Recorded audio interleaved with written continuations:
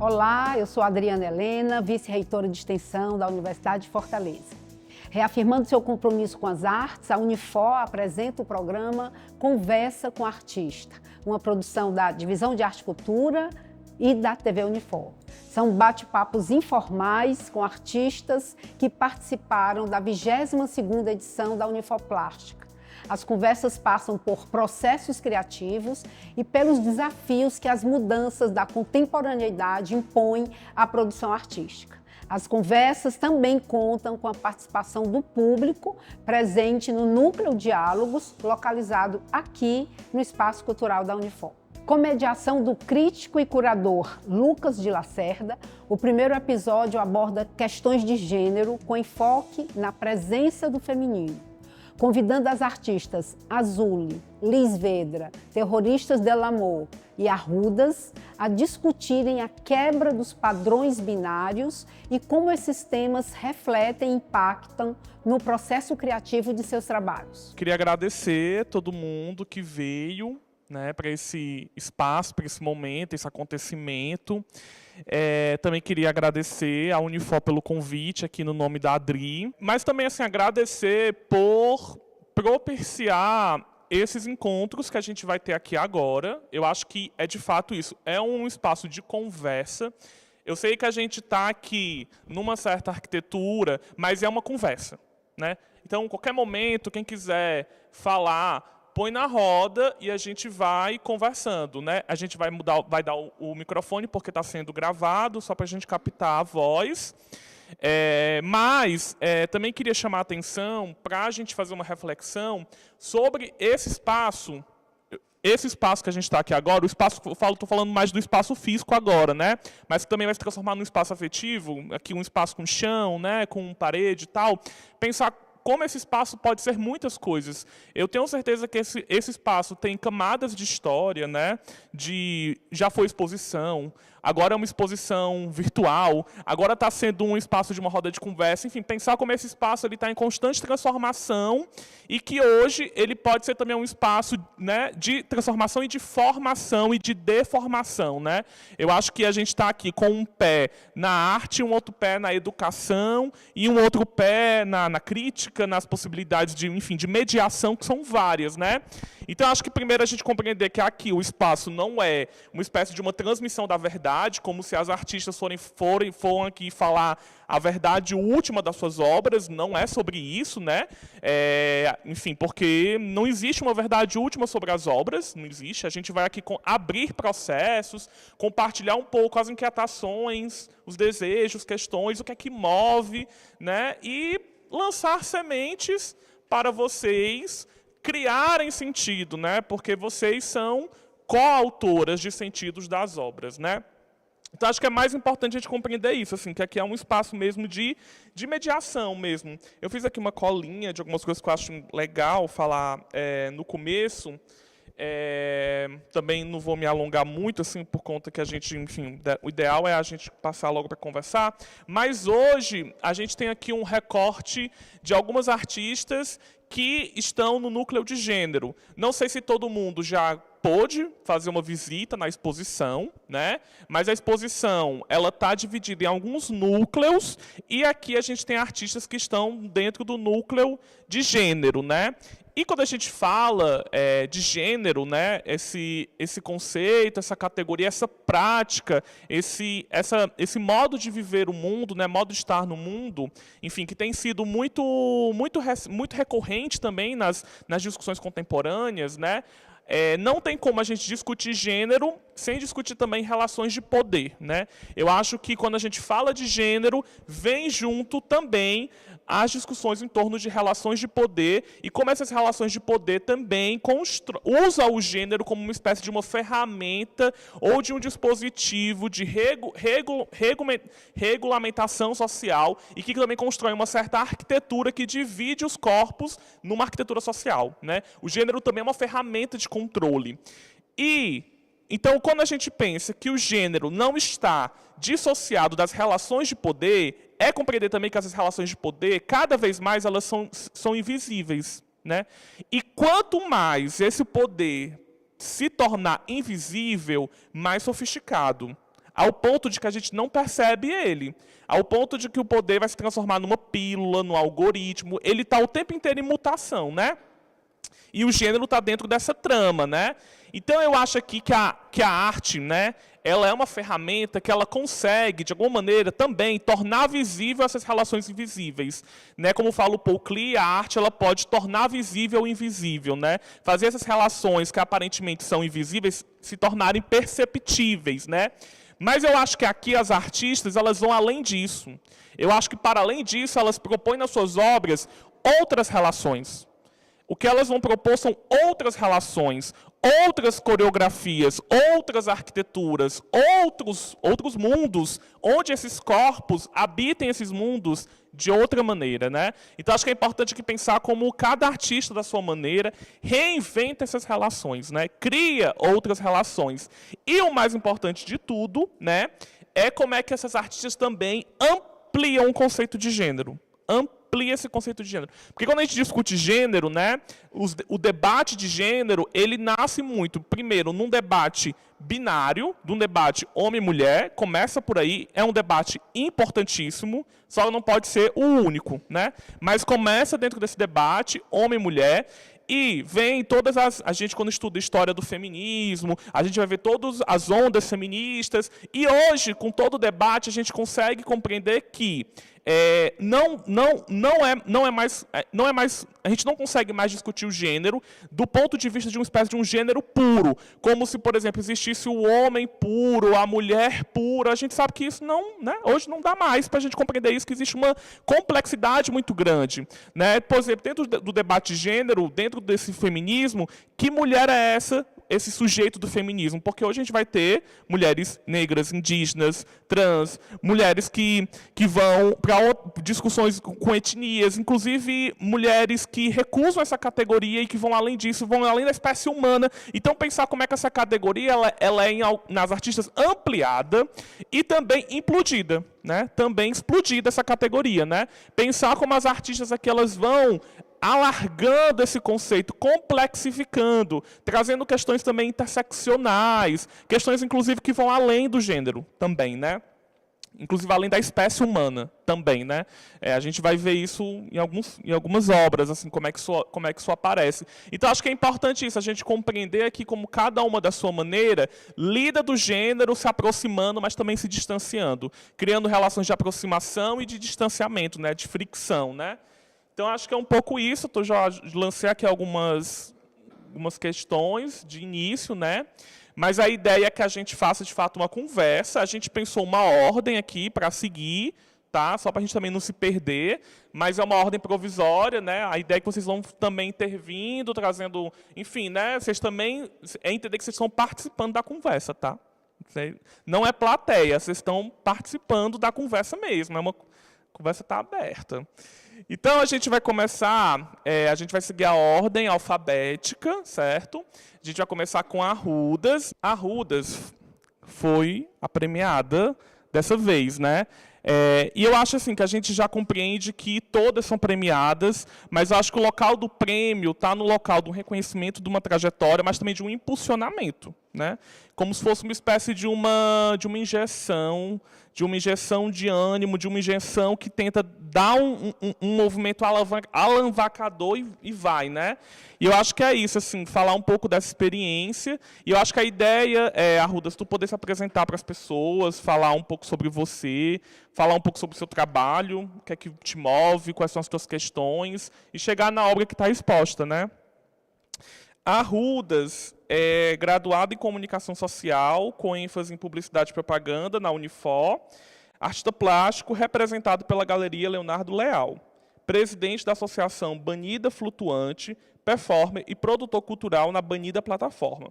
Tece trabalhos em pintura a óleo, instalação e performance, onde dá forma às suas pesquisas nas áreas de psicanálise, semiótica, gênero e sexualidade. Oi, tudo bom? Então, inicialmente queria muito agradecer. Muito estranho estar aqui agora nessa posição, porque fui mediador já, inclusive organizei algumas conversas com artistas há não tão pouco tempo e é muito novo, mas também é muito bom estar nesse novo espaço e quero agradecer imensamente a todo mundo aqui da equipe. Eu queria começar fazendo minha autodescrição. Aqui agora eu sou uma bicha branca, tenho cabelos loiros, uso óculos, estou com uma blusa de botão verde com alguns monogramas vermelhos, uma calça preta e uma bota meio militar preta. Eu tenho aí uma trajetória nas artes que eu acho que a palavra que melhor define ela é brincadeira. Que eu venho de uma casa que foi configurada ali na sua dramaturgia com uma mãe e uma avó, um pai que foi comprar cigarro e não voltou mais. E aí, nisso, essa casa foi configurada em cima desse feminino muito grande, um feminino que estava ali passando por questões mentais, por muitos sofrimentos muito próprios da época e que eu olhava para esses sofrimentos. Essas duas mulheres estavam ali fazendo o corre delas, tentando, enfim, conseguir trabalhar e tudo. Eu vendo, entendendo essas questões e pensando como dar linguagem para elas. E aí eu acredito que surgiu aí meio que o impulso para a arte, que foi de meio que dar um contorno nisso, dar uma narrativa, tudo. E aí eu acho que até hoje eu ainda estou nessa brincadeira, às vezes meio perversa e vingativa, às vezes um pouco mais afetiva e celebrativa, mas estou aí nessa constante. Essas telas que estão na exposição, atualmente eu acho que meu trabalho já está em outro espaço, está em um espaço mais mesmo de ambientes e memórias, que eu estou debatendo mais, mas nessa época o meu debate central era corpo. Estávamos no final ali de uma pandemia, quando eu comecei a produzir essas telas, inclusive produzir aqui no Espaço Cultural. Inclusive o nome das telas foi dado por uma amiga minha, aqui, mediadora também, Marina. Mas nessa época eu precisava muito corpo. Acho que por um efeito da pandemia de ter colocado uma intensificação maior nesse tema e quais eram os efeitos, os condicionamentos desses corpos. E nisso eu trouxe aqui para quem estiver aqui presencialmente ou para quem, enfim, no vídeo depois for editado, eu trouxe meu caderno de artista. Eu hoje em dia não uso muito, mas na época dessas telas ele foi primordial. Tem aqui alguns dos principais desenhos, rascunhos, rastros que criaram as obras que estão expostas. Então, quem quiser ver tudo. Dessas duas obras, as duas acontecem em um ambiente de banheiro, e as duas têm como foco esses corpos meio enclausurados, justamente porque nessa casa onde existiam tantos afetos reprimidos, talvez o banheiro fosse o local onde os afetos pudessem escoar. E com isso também coloquei aí cada uma dessas obras com uma significância muito própria. A primeira, que é uma pintura de minha mãe com 7 facas cravadas em seu peito, que, na verdade, eu trago isso como uma relação direta com Nossa Senhora das Dores, que seriam as 7 dores aí da maternidade, da Mãe de Jesus, que, na verdade, trago tanto como uma homenagem, mas também como talvez uma figura meio de martírio, ao mesmo tempo essas facas tramontina tão características, que eu acho características da imagem da minha mãe, que também é uma imagem que é ligada com cozinha, culinária, e que também vem aí de um delimitador de gênero. E na obra seguinte, eu trago, de fato, a minha imagem com um porta-retrato com a fotografia dos meus avós, cravada no corpo, porque, de novo, nessa casa de avó e tudo, eu vim de uma casa de avó, então eu vim de uma casa extremamente cafona, de perua, tudo, então muitos porta-retratos, muita memória, mas ao mesmo tempo muito condicionamento, e muito desse condicionamento que precisava também ser ponderado, e nessas ponderações ficar pensando nesses condicionamentos. Então, eu acho que trouxe também nessa segunda pintura uma ideia do condicionamento, do que seria o amor, do que seria o correto, de como seria uma forma de se exercer sexualidade, e do que deveria ou não ser. E acho que nas 2 obras que foram selecionadas pela curadora Denise Matar, o que elas mais têm a ver e que eu identifico na minha pesquisa da época é acho que uma violência muito grande, mas ao mesmo tempo eu identifico muito afeto nela, afeto em um sentido mesmo de ambivalência, de um amor muito grande, mas ao mesmo tempo também um amor que vem com uma voracidade que, se abraçar muito forte, quase esmaga. Eu estou agora lendo um livro muito bom da Ana Sui, que é Não Piso no Meu Vazio, se eu não me engano o nome, e tem um texto que eu gostei muito de uma parte, que eu acho que é o que melhor define essas telas, que ela fala que no nosso corpo existe um órgão que não consegue ser visto. Esse órgão, ele se chama mãe, e a gente não identifica esse órgão, a gente não consegue ver esse órgão não tem nada a ver com a nossa mãe, mas a gente só sente ele quando a gente sente angústia. E nessa hora a gente identifica o órgão mãe. E acho que até então é isso. Muito obrigado novamente.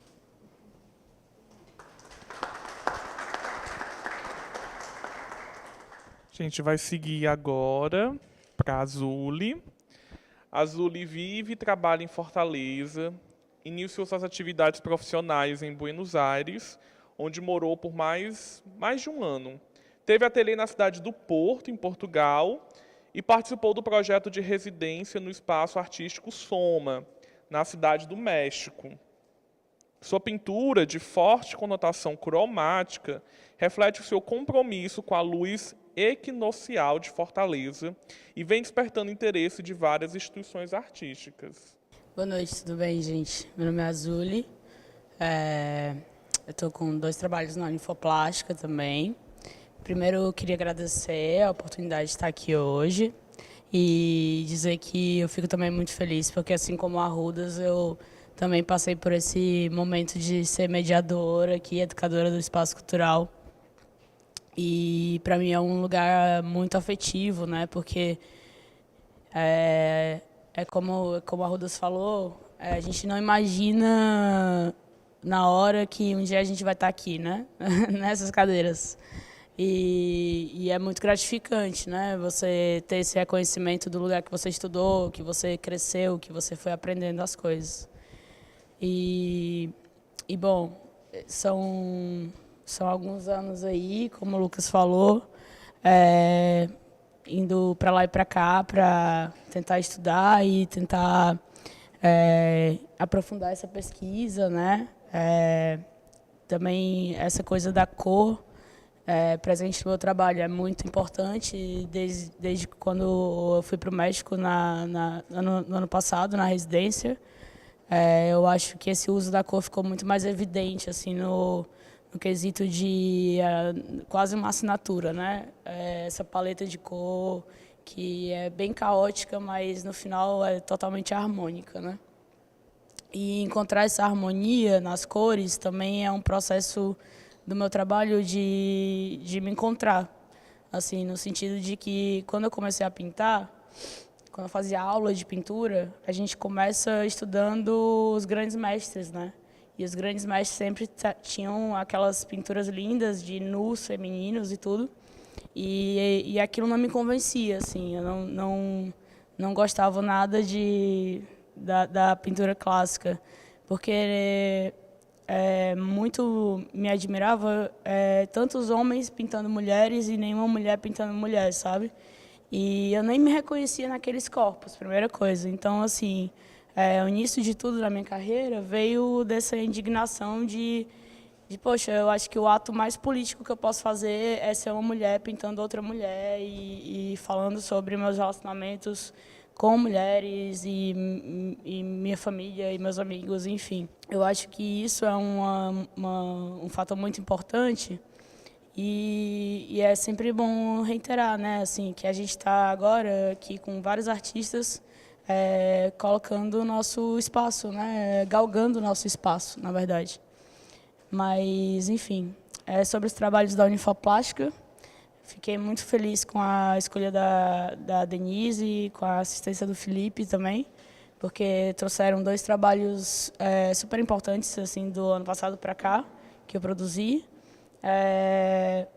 E afetivamente são trabalhos que eu gosto muito porque são amigos, né? E eu acabo pintando sempre essas pessoas que me rodeiam, essas pessoas que me atravessam, né? E de certa forma me chamam a atenção. E o meu trabalho é bem isso, assim, são pessoas que de alguma forma me cativaram ou me chamaram, me despertaram um desejo de ir ali e eternizá-los, né? E cada trabalho desse, também eu costumo dizer que é uma carta de amor, assim, eu não sou muito boa com palavras, mas eu acho que eu sou boa pintando. Então é como se fosse eu estivesse dedicando cada trabalho desse para uma pessoa que eu gosto muito, ou aquela, enfim, aquela pessoa que está sendo retratada ali, né? E cada pincelada é como se fosse um verso, uma vírgula, um ponto, enfim. Eu acho que é isso, vou passar a palavra agora. Mas foi muito forte essa parte do final, do verso. São esses presentes mesmo, né? Muita afetividade, uma carga de explosão muito forte. E, gente, vocês também estão muito tímidas. Se quiserem também entrar na roda, conversar, fiquem à vontade, viu? Pois vamos seguir agora para... Eu vou passar muitas pinturas. Liz Vedra. Liz Vedra é travesti e artista pesquisadora das artes do corpo. Atuante na produção de conhecimento por meio de um pensamento sensível em artes.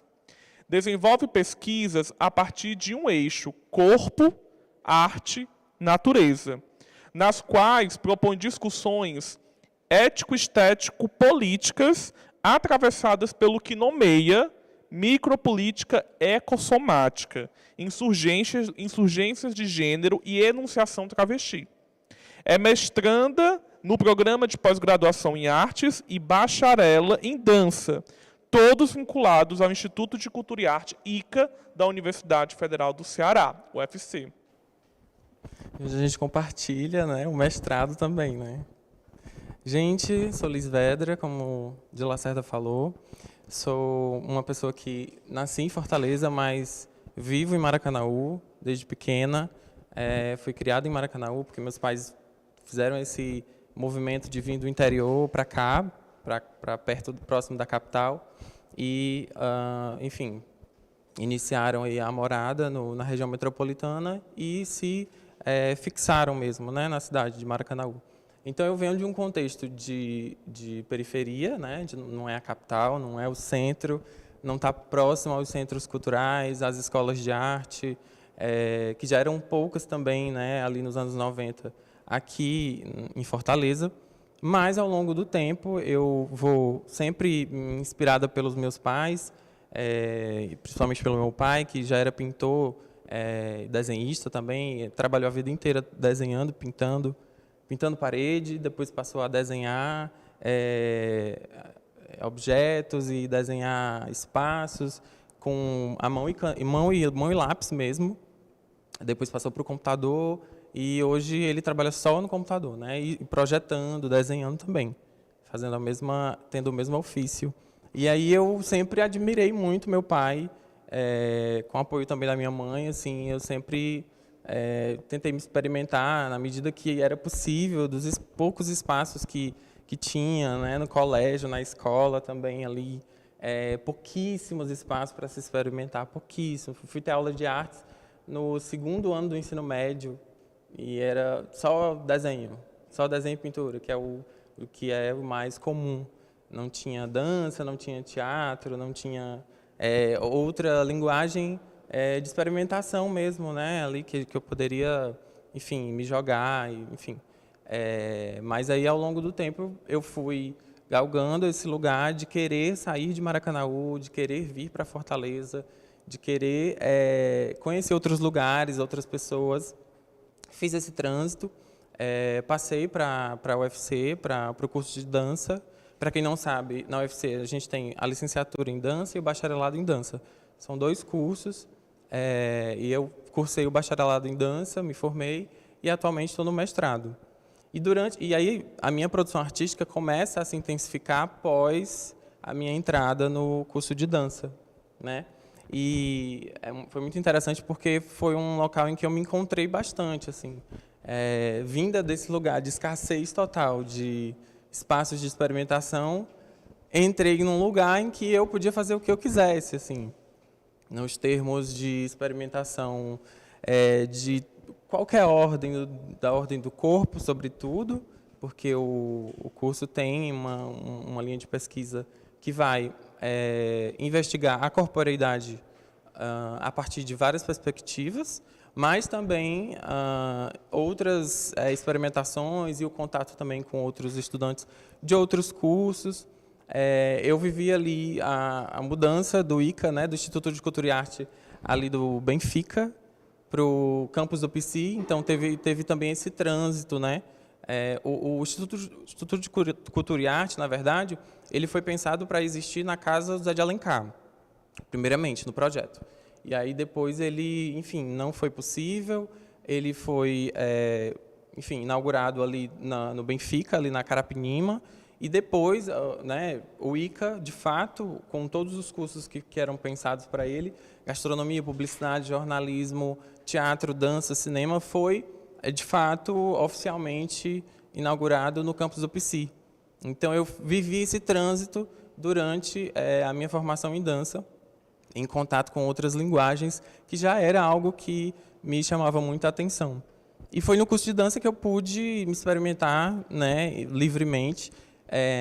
O curso de dança ele tem um projeto pedagógico, os cursos, né, tanto de licenciatura quanto de bacharelado, tem projetos pedagógicos que buscam as proximidades entre expressões artísticas, linguagens e uma fluidez mesmo do entendimento do que pode ser a dança, né? Então, a partir dessa perspectiva, eu pude me investigar também nas bolsas de iniciação científica, por exemplo. Uma delas, mais especial de todas, assim, que marcou minha trajetória acadêmica e artística, porque a partir da graduação eu comecei a atuar mais na cidade, comecei a entender que meu trabalho poderia circular, comecei a fazer algumas apresentações de grupo e até mesmo, enfim, do âmbito da criação artística dentro das próprias disciplinas, né, no final ali enfim, criação de trabalhos coletivos, e fui circulando. E aí essas bolsas de pesquisa me chamaram bastante atenção, e essa em específico que tinha um viés de investigação artística e conceitual e filosófica e da ordem também do pensamento, em contato com a natureza. Então, foi a partir disso que eu comecei a olhar mais aproximadamente para as plantas. Então, pouco tempo depois que eu iniciei essa bolsa de pesquisa, as minhas pesquisas dentro do âmbito acadêmico, eu também iniciei meu processo de transição de gênero. Então, ao mesmo tempo em que eu estava me sentindo mais próxima das plantas, eu também estava me sentindo mais próxima de mim, cada vez mais, nessa busca por encontrar uma Liz, assim, que nunca se mostrou para todo mundo, mas que estava ali. E, inevitavelmente, as duas pesquisas se hibridizaram. Então, eu passei a investigar a perspectiva a partir de uma visão ecológica, mas também, sobretudo, que atravessava a minha própria corporeidade travesti. E todo o contexto social, econômico em que eu vivia também sempre fez parte, né, dessa pesquisa. Então, ao passo que eu ia fazendo investigações, pesquisas, gerando algumas obras, eu fui desenvolvendo alguns conceitos como a escuta sensível das plantas, que nomeia uma das obras que está aqui, na Unifor Plástica, que é uma videodança, é uma videoperformance, que foi filmada lá no Parque do Cocó, e ali no entorno, nos viadutos, né? Celina Queiroz e reitor Antônio Martins Filho. Eu lembro dos nomes, gente, são nomes grandes, mas eu lembro porque eu escrevi no meu TCC. Então, a gente, TCC, artigo, a gente tem que ficar revisando o tempo inteiro, então eu lembro bastante. E esse trabalho ele foi filmado ali, eu escolhi o Parque do Cocó, tanto por já ter tido algum contato com o espaço, com as trilhas, mas também por conta do episódio, enfim, da construção dos viadutos. Eu passei a enxergar nesse episódio da construção dos viadutos um episódio de violência, claramente, dessa lógica colonial, enfim, que pensa no progresso enquanto um assassinato do que é vivo e que precisa ser exterminado para que passe por cima ideias enfim, ideias hegemônicas, ideias que são vigentes. E aí eu passei a frequentar o parque como um laboratório de pesquisa para o TCC. Isso eu já vinha criando algumas obras e tal, mas no TCC eu fiz uma concentração, né, disso. E aí, investigando nesse laboratório o meu corpo em relação com o parque, eu fui produzindo algum esboço de um desenho de uma videodança, né, que foi produzida em parceria com o núcleo de audiovisual do curso, em que eu passo a tentar buscar estratégias, observando, mas também sentindo no próprio corpo, né, que estratégias as plantas criam para sobreviver. Porque a partir daí também eu comecei a tentar olhar para isso e aprender com elas.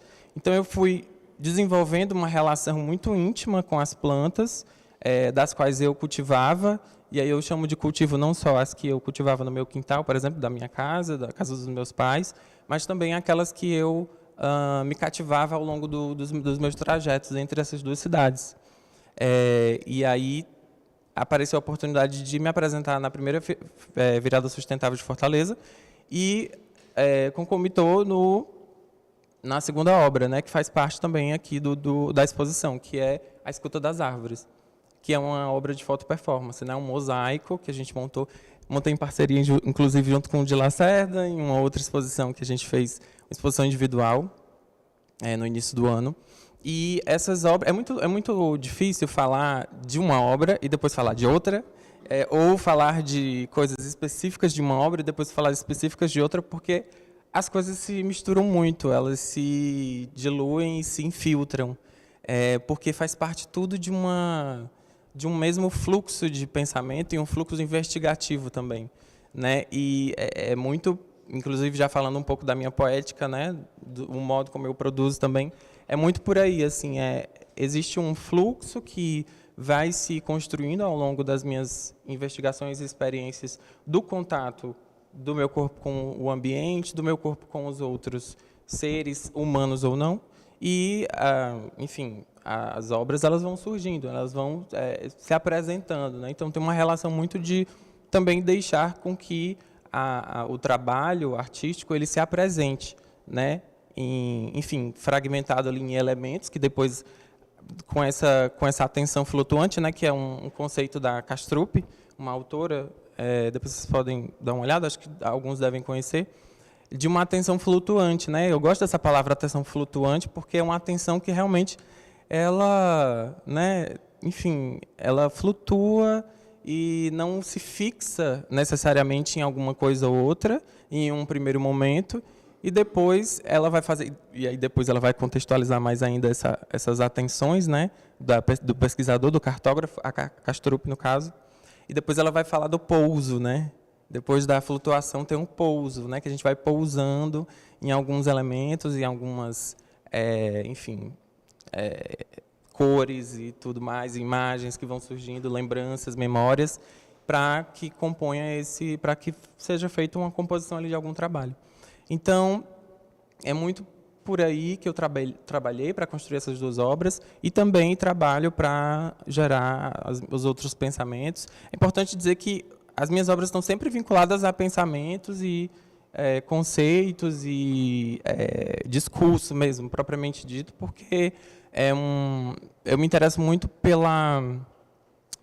Que é uma das coisas que eu falo, né? Depois eu posso falar um pouco mais sobre ecossomática e tal, mas essa insurgência de gênero e enunciação travesti, né? Porque a enunciação, para mim, é isso, né? É essa inscrição no mundo, né? Eu estar aqui, por exemplo, já faz parte dessa enunciação. Eu estou me inscrevendo no mundo, nesse espaço e em outros espaços, né? A partir da minha presença, mas também da minha palavra e do meu discurso. Enfim, da minha obra, do meu trabalho, mas também a partir da palavra, né? Então, para mim, a palavra e o texto é muito importante. E aí é isso que eu estou pesquisando agora também no mestrado, né? Basicamente por aí, não sei se eu falei muito demais. Obrigado, gente. Então, já que ninguém vai querer comentar nada, a gente vai para a nossa última artista, que é a Jo, que está aqui representando a coletiva Terroristas de l'Amour. Eu vou ler a mini bio da Jo, tá? A Jo Barroso é cearense. A artista é formada em jornalismo e estudante de artes visuais no Instituto Federal do Ceará, o IFCE.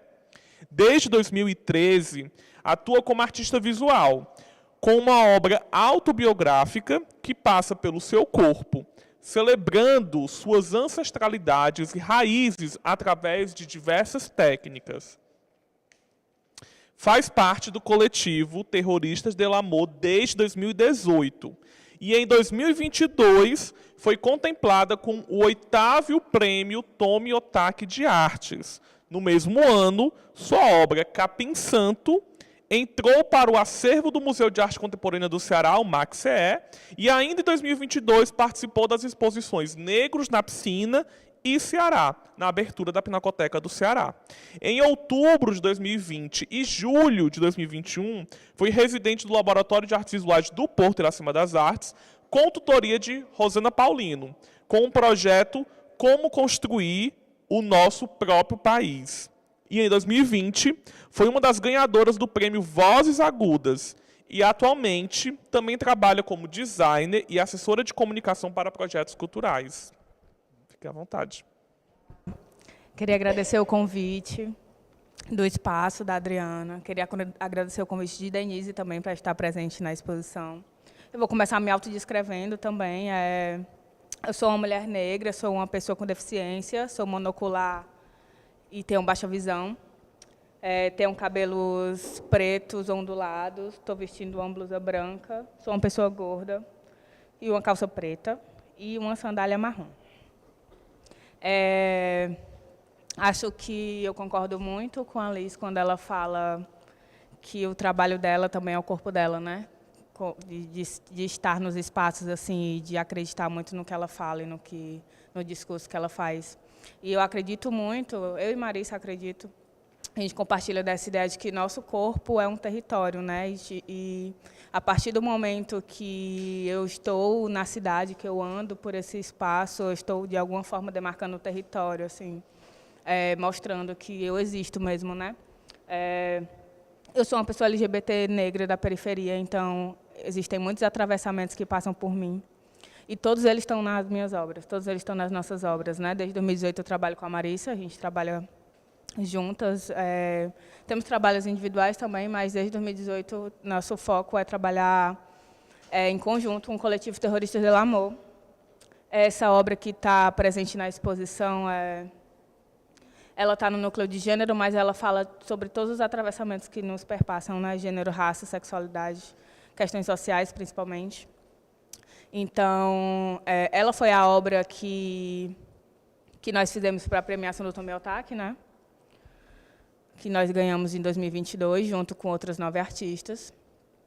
E é uma obra que eu acho que resume muito tudo que a gente vem trabalhando assim, desde 2018, nesses quase 6 anos de carreira. Eu trabalho há mais tempo, assim, eu tenho quase 10 anos de carreira, comecei fazendo quadrinhos. E aí desenhei muito. E quando entrei na Faculdade de Artes Visuais, foi mais para essa parte de arte contemporânea e pintura, né, principalmente agora. O foco do meu trabalho agora está sendo principalmente arte urbana, na verdade, numa pesquisa que ela vem de um desejo de realmente sair um pouco do museu e chegar a outras pessoas, assim, na rua mesmo, né? E aí isso também está dentro do nosso trabalho com arte contemporânea, com, por exemplo, uma obra que eu não trouxe aqui no slide, mas a gente tem uma bandeira de 6 metros, que ela tem uma frase que é proteja suas amigas. E essa obra ela foi feita para estar na rua, e a primeira instalação dela foi feita no centro da cidade, né? E ela já foi instalada também dentro da Pinacoteca, então, contextos completamente diferentes. Mas a gente sente o peso da obra quando ela está na rua e as pessoas olham, pessoas que provavelmente não entrariam na Pinacoteca e conseguem ver a mesma obra dentro da Pinacoteca na rua, né? E aí a arte urbana, para mim, vem muito nesse lugar de conseguir acessar todas essas outras pessoas. Voltando para a obra que está exposta, o nome dela é Capim Santo. Tu pode passar, por favor? É uma obra que ela vem... eu e Marissa, nós trabalhamos muito com acervo familiar fotográfico, assim, nós temos muito pouco. Isso é uma das coisas que a gente discute, inclusive, no nosso trabalho, né? Como as pessoas negras foram afastadas, assim, acho que desse privilégio mesmo de ter um registro fotográfico, porque eu acho que a história das famílias negras ela foi passada por oralidade, porque os registros fotográficos e os registros de imagens eram muito caros mesmo, né? Então a gente vem muito do poder da oralidade, assim. E é basicamente o que a gente faz no nosso trabalho, a gente trabalha muito com oralidade e com os poucos resquícios que a gente tem, né, da nossa vida. E como nosso trabalho é autobiográfico, a gente sempre tenta falar um pouco sobre a questão da ancestralidade dentro justamente desse espaço de realmente quem foram as que vieram antes da gente, né? Quem foi que me sustentou para chegar até aqui. E aí esse trabalho ele é baseado numa fotografia da família de Marissa, que é Marissa, sua mãe e suas 4 irmãs. Marissa tem outras 4 irmãs, ela é a 5ª filha, a mais nova. E aí é uma fotografia que quem tirou foi o pai dela, e o pai dela não está presente na foto, né? E aí a gente traz, inclusive na pintura, muito essa ideia da falta, assim, que tipo pode ser tanto um convite como uma falta, né? A gente traz uma cadeira vazia, assim. E a gente discute várias outras coisas, que é, por exemplo, mulheres negras sentadas à mesa se alimentando e não em pé do lado servindo, né? Que a gente traz essa referência muito famosa de pintura, assim, né? Que é esse lugar da subserviência que a mulher e as pessoas negras foram colocadas a vida inteira. Pode passar, por favor. E aí, essa é a obra completa, ela é uma instalação, ela traz essa pintura que tem 2,5 metros, mais ou menos, por 1,80 m, se eu não me engano. E todos os elementos dela são a pintura, aí a gente tem um círculo de sal marinho, e a gente tem 6 pratos. E aí a pintura ela é baseada nessa fotografia da família de Marissa, e ela é sobre uma refeição, é sobre sopa de feijão, é muito sobre comida, na verdade, essa obra. E aí a sopa de feijão é uma comida afetiva, tanto para mim quanto para ela, e a gente descobriu isso muito depois, que era a nossa comida favorita quando éramos crianças, e quem fazia eram os nossos avós. E aí a ideia da sopa, a ideia de falar sobre comida surge desse lugar também, de tipo, dessas mulheres mesmo que cozinhavam para a gente, que nos sustentavam, né? Voltando sempre nesse lugar, tipo, de quem é que me sustenta, quem é que fez para mim chegar até aqui. E aí a gente traz essa pintura com coisas que eu descobri depois que não existem em São Paulo. Por exemplo, a gente expôs primeiro em São Paulo, as pessoas olhavam assim para a sopa e ficavam, essa sopa tem um macarrão. Aí eu, por que aqui a gente come sopa com macarrão? E lá não, aparentemente, né? Então as pessoas estranhavam um pouco, assim. E aí estranhavam também a farinha na mesa, o pão, porque a gente tem esses outros acompanhamentos, né? E aí a gente traz um círculo de sal no chão, que era justamente pensando, tanto o círculo para a gente é muito num lugar de proteção, assim, né? Dessa imagem da família também. E sobre o que a gente quer proteger, né? Que é a imagem dessas pessoas. E muito, como a gente ia colocar essa obra para São Paulo, a primeira vez que ela foi exposta, a gente gosta muito de falar sobre Fortaleza, né? No trabalho em geral, assim. E a gente também ficou pensando como é que a gente conseguia colocar a cidade também na obra. E a gente traz o sal marinho, tanto como esse elemento de proteção, quanto esse elemento que lembra o mar para a gente também, que é um lugar de encontro, é um lugar de limpeza de corpo e afeto para nós. E aí, repousado no sal, que é esse elemento que nos protege, assim, tem algumas pinturas. Acho que mais para frente tem uma foto melhor, que acho que você colocou, inclusive. Acho que na próxima. Tem algumas pinturas, que são as pinturas das pessoas que faziam a sopa de feijão, que é a avó de Marissa, minha avó e a minha mãe, que até hoje faz, né? Essa é a minha avó, aquela primeira era a avó de Marissa. E a gente traz as cumbuquinhas, e todas elas pintadas com raízes, né? Voltando novamente na questão da ancestralidade, assim. E as cumbuquinhas, que são esse lugar que a gente realmente comia, né? Sentadinha no sofá ou no chão, às vezes assistindo TV. Então, é muito sobre memória afetiva toda essa obra, assim. E acho que a gente fala muito sobre nós mesmos, o nosso trabalho. Eu acredito, para mim, essa é uma das melhores obras que a gente já fez. Não por nada, mas eu acho que é porque ela realmente resume assim tudo que a gente sempre falou no nosso trabalho, né? Desde que a gente começou com como construir nosso próprio país, que a gente teve uma tutoria da Rosana Paulino, vinha justamente dessa ideia de tipo como criar um ambiente, não um ambiente, mas tipo criar um lugar seguro para esses corpos, onde a gente consiga descansar, onde a gente consiga viver bem mesmo. E a gente tenta trazer um pouco essa vontade de viver bem e a abundância, né, nesse trabalho. E é isso. Alguém quer comentar alguma coisa? Quando a primeira artista que está ali falou, né, veio uma coisa que ela disse que me lembrou uma coisa, que ela falou, né, só tem homem pintando muita mulher, né, e muito pouco mulher pintando outras mulheres.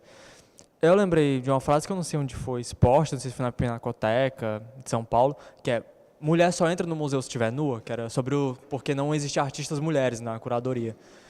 Eu queria muito saber se vocês ainda entendem essa forma, quando vocês pleiteiam espaço nos museus, em outros espaços culturais, se vocês ainda entendem dessa forma, que ainda não está tendo essa mudança, que mulher só entra como objeto ali do pintor, daquela forma, ou se demonstra-se mais espaço, ou se cada vez tem mais espaço, ou não, se está realmente ainda, parece não haver muito essa vontade de ceder esse espaço. Saber mais, vocês poderiam comentar sobre isso, né? Não, na verdade, hoje eu vou ser mais otimista, assim. Eu acho que, inclusive, aqui na Unifor, a gente está tendo uma exposição que é muito legal, que é Elas, né? Que também é curadoria da Denise Matar. Eu fiquei bem feliz quando eu fui visitar a exposição, porque me lembrou uma parte mais otimista, de fato, do que é a minha profissão, sabe? De saber que a gente também tem espaços. E outras pessoas vieram galgando isso antes de mim, sabe? E eu acho que esse otimismo é bom também, até para dar um gás e fazer com que a gente vá atrás de outras coisas também, sabe? E quando eu falo assim que isso é muito político, é muito no sentido de que eu não me reconhecia naqueles corpos e eu não acredito que aqueles corpos ali existiam de fato, sabe? E quando a gente vai estudando isso, é muito frustrante, porque eu nem me reconhecia. Eu não reconhecia minhas parceiras, eu não reconhecia minha mãe, minha irmã e ninguém. Então, o que mais me interessou, de fato, era pintar corpos reais, né? Corpos que eu conseguia ver perto e que eu conseguia tocar e que eu conseguia sair e entender. Não, ok, isso existe de fato, sabe?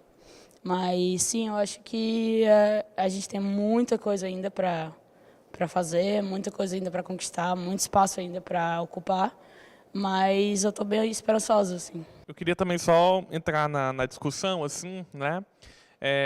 Porque eu acho que eu também tenho uma certa esperança, né? Mas eu gosto de uma expressão que a J. Mombassa fala que é um pessimismo vivo. Um pé no pessimismo e outro ali colocando energia para a criação, né? Porque de fato é isso. O poder, comecei falando de poder, né? Tá o tempo inteiro se transformando, né? E ele se transforma o tempo inteiro, né? Ele coloca novas roupagens, novas maquiagens para dizer que a coisa mudou, mas nos bastidores continua a mesma lógica, a mesma arquitetura sustentando aquela fachada, né?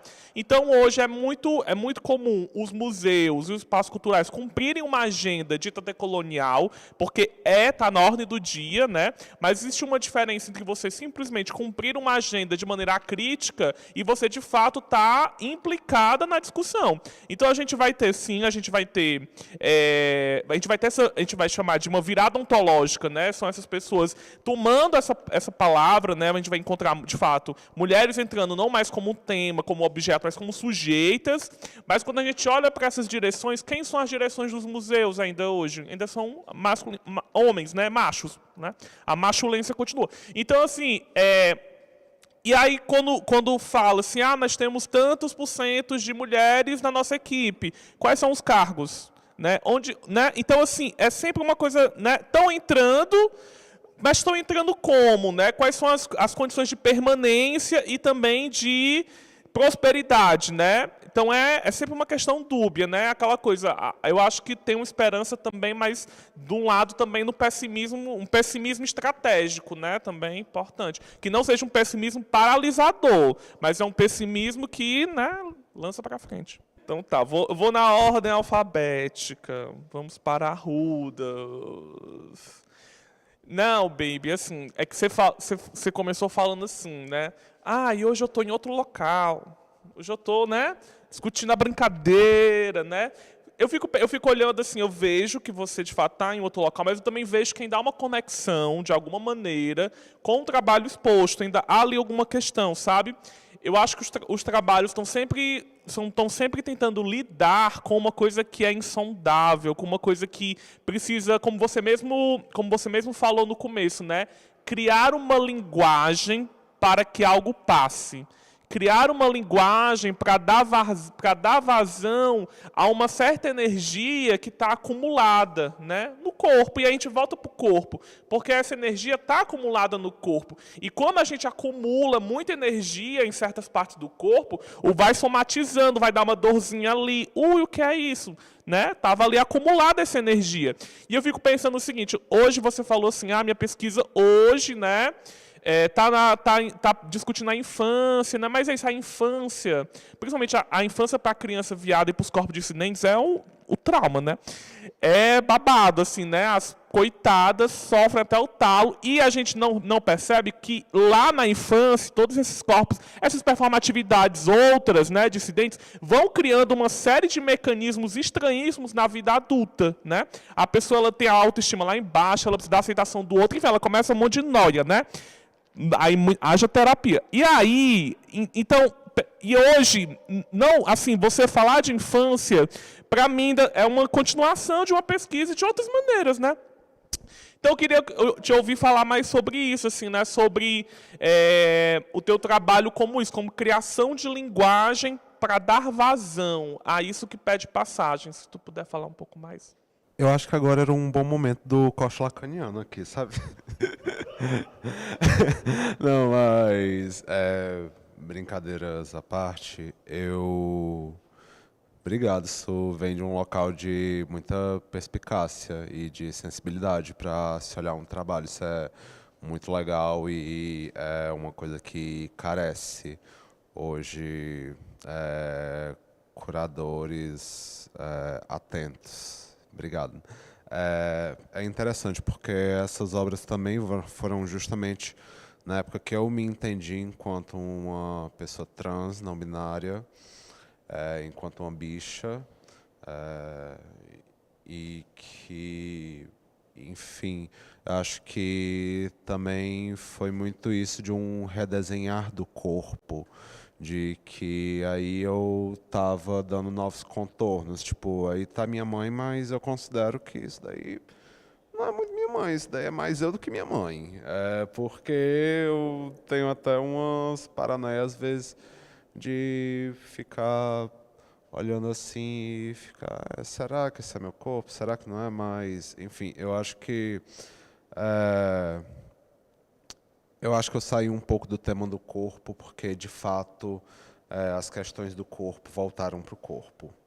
E aí eu acho que hoje eu estou nos objetos e nas estruturas arquitetônicas que atravessaram esse corpo, talvez.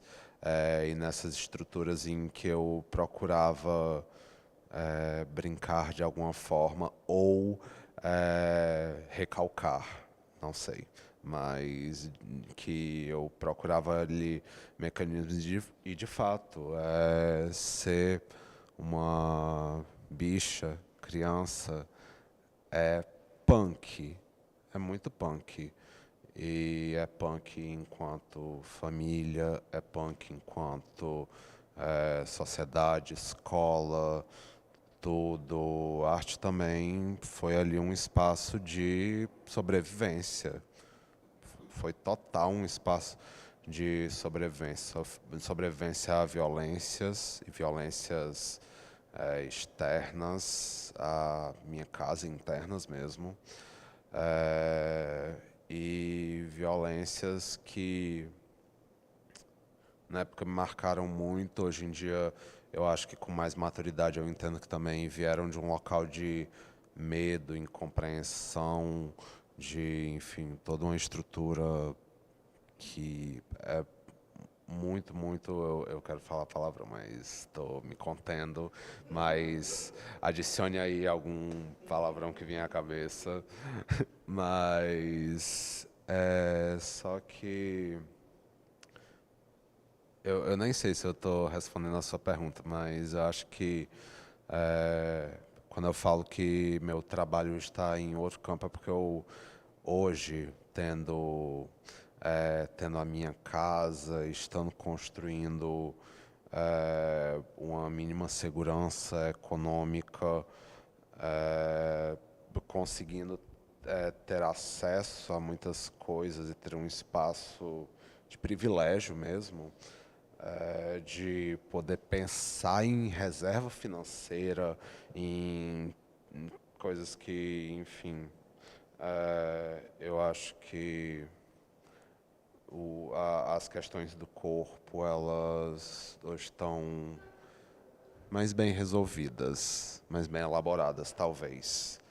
E aí as questões talvez estejam indo aí para um objeto mais interno, uma essencialidade que também não sei onde vai chegar essa essencialidade, mas que procuro cada vez mais, como disse, às vezes com um certo sadismo, outras vezes com uma voracidade apaixonada e é isso. Eu queria só falar uma coisa que, quando vocês falam de ser uma criança LGBT, eu acho que a coisa mais forte de você crescer sendo uma criança LGBT é você não conseguir se descobrir até você ser adulto, praticamente, né? Você não consegue ser você mesmo, assim, em nenhum momento desse percurso. Quando você cresce numa casa com muitas opressões, assim. E aí, por exemplo, eu me sinto muito feliz de finalmente ter me descoberto assim, quem eu realmente era, né? Eu acho que a minha criança agora ela é finalmente feliz, assim, de alguma forma. E também compreender que essa criança não está no passado, assim, ela continua do nosso lado, mas em outra energia, né? Sim, só pontuando que é muito louco, porque até pequenas coisas, sabe, eu vejo hoje, eu tenho uma dificuldade grande de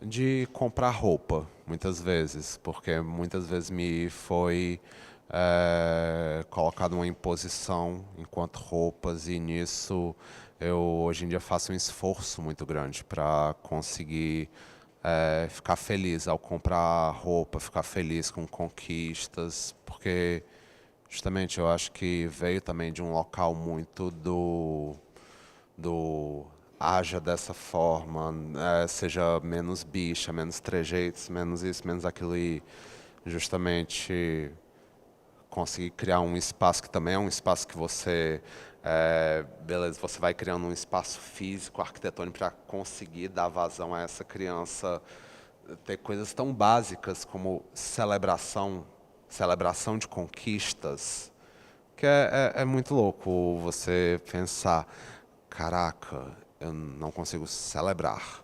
E aí você ir aos poucos e nessa essencialidade, isso é muito foda. Perdão, falei palavra, mas é isso. Vou lançar duas de uma vez, tá? Primeiro para a Azul. Quando eu vejo as tuas obras, eu sempre vejo que elas são de fato presentes, assim.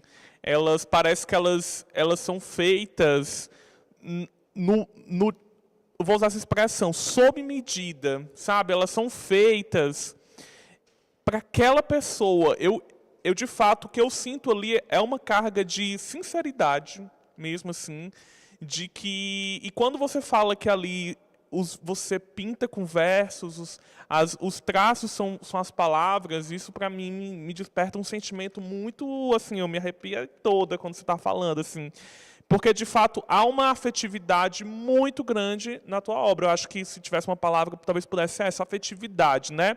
E as várias afetividades que estão na sexualidade, estão no amor, mas principalmente também na amizade, assim, nas amizades mesmo. E talvez seja isso, né? Pensar que os nossos corpos estão aqui trocando energias o tempo inteiro, né? E a amizade é essa energia que sustenta a gente, né? É esse amor que também sustenta a gente, assim. E eu acho que a escolha pela cor não é à toa, né? A escolha da cor também não é à toa. E aí, eu queria que você pudesse falar um pouco da tua experiência no México, que eu acho que é um ponto importante, assim, para o público, assim, pensar como o México te atravessa, né? E pensar essa relação México-Fortaleza, né? Como é que essas cores, a arquitetura mexicana, de alguma maneira sobrevive no teu trabalho. Na verdade, na época que eu passei lá, foram 4 meses, né, eu acho. E eu morei num bairro residencial, assim, super, como se fosse uma coisa bem regional. Então, eles tinham arquitetura simples, mas com muito apreço a detalhes, assim, sabe? Assim, desde uma fachada. E as cores que eles usavam, por exemplo, um portão rosa, um muro amarelo e um detalhe azul, assim, cores que você, pensando muito agora, rapidamente, você vai pensar, nossa, que desastre, que desastre, isso deve ser horrível. E lá, andando mesmo, né, assim, eu ia pesquisando isso, ia fotografando, ia vendo arquivos de arquitetura, né, para implementar isso na minha pesquisa, porque eu me identifiquei muito com a cidade do México. Eu costumo dizer até que parece muito Fortaleza, né? Assim, as pessoas, a questão do calor e afetos e as risadas e, enfim, tudo isso me deixou muito em casa, né? E por que não? Assim, eu sou uma grande fã de arquitetura e E eu tentei colocar a cidade dentro da minha pintura, né? Assim também. E eu acho que tudo que está ao redor vai influenciando o pintor. Então, por exemplo, agora que eu estou essa temporada em Fortaleza, eu sinto que é muito mais difícil eu atingir a mesma paleta que eu estava no México, por exemplo, sabe? Mas ainda assim tem o primor de uma cidade solar, uma cidade que a gente tem muita incidência solar, né? E é isso, assim, eu acho que o trabalho do artista, o trabalho do pintor é andar mesmo, sabe? Andar e procurar a sua pesquisa, procurar o que é que te emociona ali no meio da cidade. E foi mais ou menos isso que eu fiz. Alguém quer comentar alguma coisa, gente? Eu queria saber o signo de vocês 4 e como é a relação da sua família hoje em dia. Sou canceriana com ascendente em aquário e a minha relação com os meus pais é muito conflituosa mesmo, assim, nada fácil, né? Mas eu, de alguma maneira, estou ainda resolvendo aí na psicanálise. Assim, eu cortei já uma relação com eles desde da infância, né? Enfim, saí de casa bem jovenzinha, né? Enfim, outras palavras, fui expulsa. Então, não tenho relações, digamos assim. E acho que isso, de alguma maneira, me libertou muitas coisas, porque eu acho que eu consegui romper com o drama de piano. Eu acho. Meu signo é Áries e... Cara, eu tenho muito privilégio nessa parte assim, de família, porque a minha relação com meus pais é maravilhosa, sempre foi. E eles sempre me aceitaram muito bem, assim, dentro da capacidade de entendimento deles do que é aceitar, né? Claro. E eu vim de uma família evangélica, muito conservadora. E meus pais, assim, super naquele projeto de família perfeita e super tradicional. Mas, de algum jeito, eu me encaixo ali entre eles e dá certo, assim. Claro que a gente tem os conflitos, né, de não pensar igual, exatamente igual, mas eu tento levar esse lado da família com muito leveza, assim, porque eu acho que, no final, é eles que, assim, sustentam quem a gente é no mundo, sabe? Assim, sustentam o nosso lugar no mundo, até pelas raízes mesmo, assim, sabe? E isso é uma coisa que eu dou muito valor. Eu vou pegar essa deixa de Azuli falando sobre a sustentação, né, dos pais, que os pais nos dão, assim, porque eu não estaria aqui, não teria feito tudo o que eu fiz, não, enfim, se não fossem os meus pais, né, e com todas as dificuldades que eles sempre tiveram para entender certos pensamentos, certas práticas, certas ações que para eles sempre foi algo novo, como, por exemplo, uma filha se auto-identificar como uma mulher trans travesti, ou até mesmo antes, revelando sua sexualidade, né, antes mesmo de se identificar como uma mulher trans. Mas sempre, nesses episódios, nesses momentos de conflito entre uma tradição e algo que está se manifestando para além do controle de alguma coisa, de qualquer coisa, sempre existiu um afeto, um carinho e um acolhimento, assim. Eu sempre digo isso. Minha mãe me deu os meus primeiros presentes, assim, de batom, calcinha, vestido. Então, assim, e mesmo sem entender o que é ser uma mulher trans, né? E até hoje existe essa dificuldade, mas foi todo um processo mesmo, assim, sabe? E eu acho que conviver acabou estreitando os nossos laços cada vez mais, né? Meu pai também, assim, tanto minha mãe como eu moro com eles ainda até hoje, né? E assim como eu também, minha irmã também que está aqui, Caí, também se identificou como uma pessoa trans algum período depois, então teve todo esse processo assim de manifestação mesmo assim dessa força, né?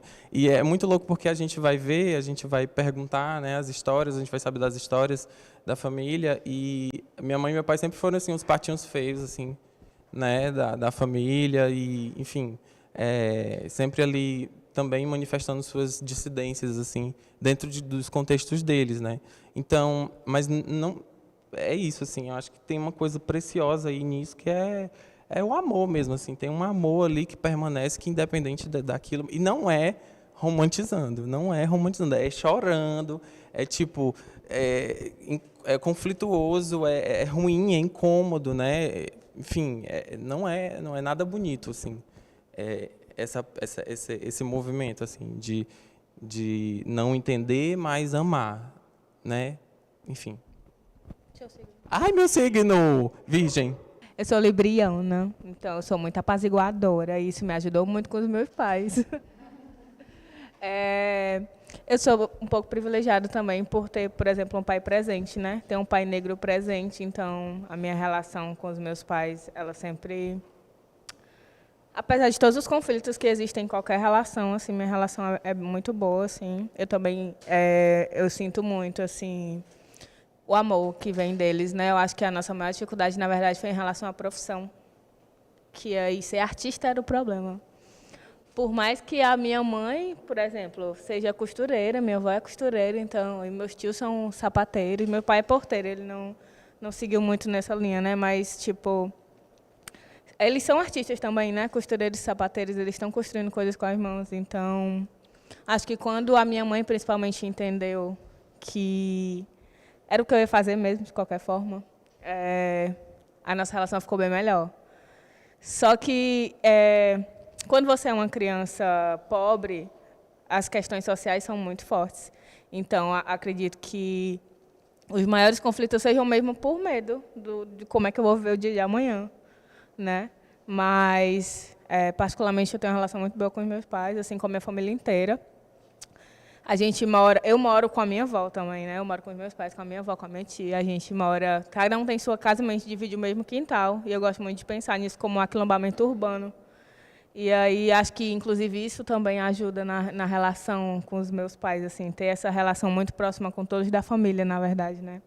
E aí isso, inclusive, me ajuda muito no meu trabalho, pensar essas relações de afeto, justamente desse espaço, porque eu venho de um espaço de afeto, né? Eu sou taurino. Minha relação com a minha mãe é incrível, de muita admiração mesmo dela em toda a sua simplicidade e que em toda a sua simplicidade ela ainda assim ela consiga ter um amor avassalador e que é só... E a gente tem muitas divergências, muitas mesmo, mas que em todas essas divergências eu ainda me olho e tenho uma sensação de caraca, que massa, eu tô aqui com uma voracidade muito típica da minha mãe e eu tenho muito orgulho, gratidão e admiração dela, por isso ela tá bem aqui agora. Eu tô quase morrendo aqui falando isso. Minha avó, a relação tá melhorando, o resto da minha família sanguínea tá aí.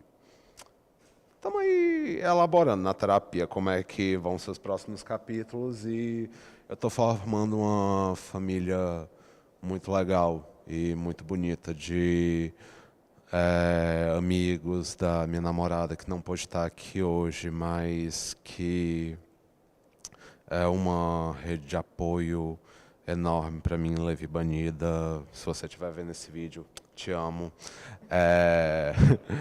E que acho que sim, família ela vem enquanto uma base muito forte, mas também é interessante a gente pegar esse conceito de família e esticar o fio para ver se ele se sustenta, para então a gente ver se realmente há aí um laço forte, de fato. Espero que tenham gostado desse primeiro episódio do nosso Conversa com Artista. No próximo, vamos explorar o tema Afinidades Eletivas, recorte que também deu nome à exposição e que nos incita a discutir o impacto singular das artes nos afetos. E para participar da discussão, contaremos com a presença dos artistas Felipe Camilo, Sérgio Gugel, Andréa Dalólio e Nicolas Gondim.